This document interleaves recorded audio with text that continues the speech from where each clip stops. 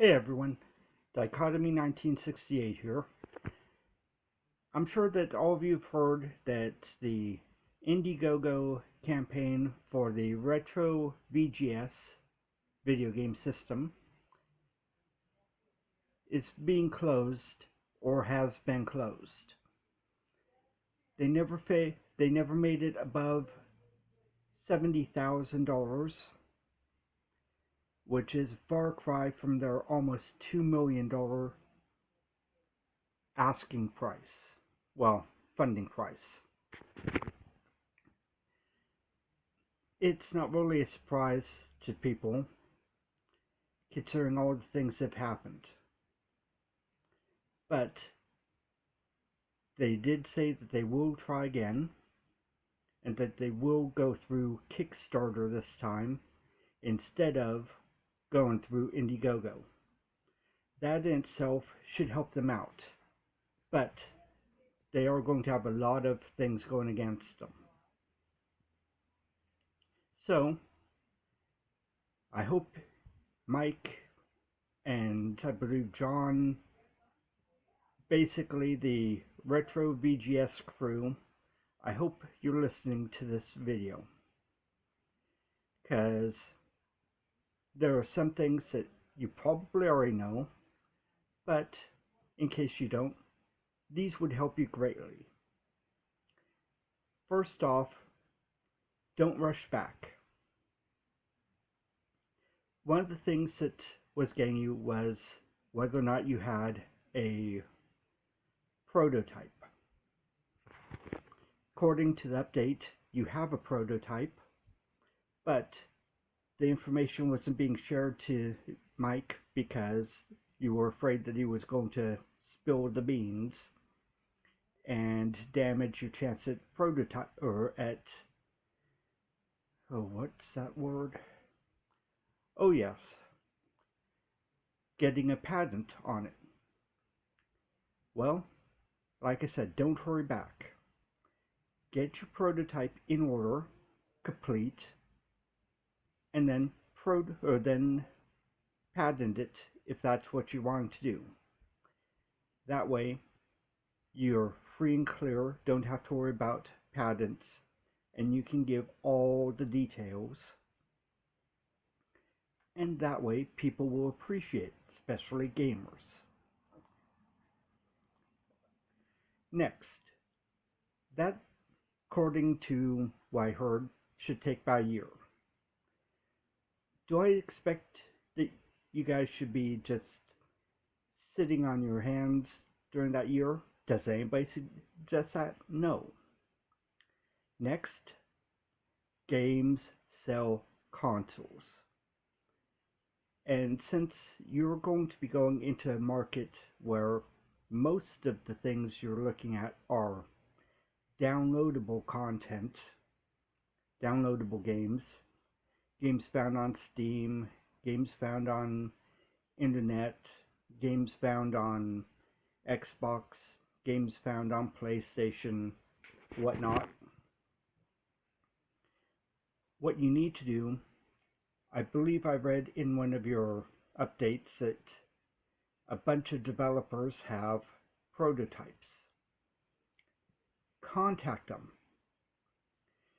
Get 3, 5, 8 of them to make you a game. One game. One game each. The game, however, has to be specifically, exclusively yours. Yes, it will cost you. It's going to cost you money up front, and it will cost you money per each cartridge. But the fact that there will be games that can only be played by having your system is a draw to get people to buy your system. I mean, after all, the NES had its own exclusive games. The Sega Genesis had its own exclusive games. Basically, pretty much any system that did okay or did great had its own exclusive games. I mean, after all, you couldn't play Sonic the Hedgehog on your NES. You can play Mario Brothers on your Sega Genesis. So, during the year or so that you're waiting for the patent, get yourself some exclusive games. When you're almost ready to start your Kickstarter, record some actual gameplay from an actual cartridge on your actual system and upload it to YouTube. Upload it to your Facebook. Make it well visible and make it well known in the video that it is your exclusive game on your system. Make us want those games. Because if we want the games, we're going to want the system, because we're going to have the system to play the games, right? So, for the games, like I said, 3, 5, 8 of them. Nothing to flood the potential buyers, but get a variety. Not everybody's into horror games. Not everybody's into shooters. Not everybody's into platforms. Not everybody's into adventures. Not everybody's into Japanese RPGs or RPGs in general. So get a variety of them. And when you do your Kickstarter, maybe you can have a deal. Like, say, if you end up with 5 games, buy 4, get the 5th one free. Everybody loves a deal, and if you get a good deal, you get lots of good word of mouth. Now, I've heard people say that your system should be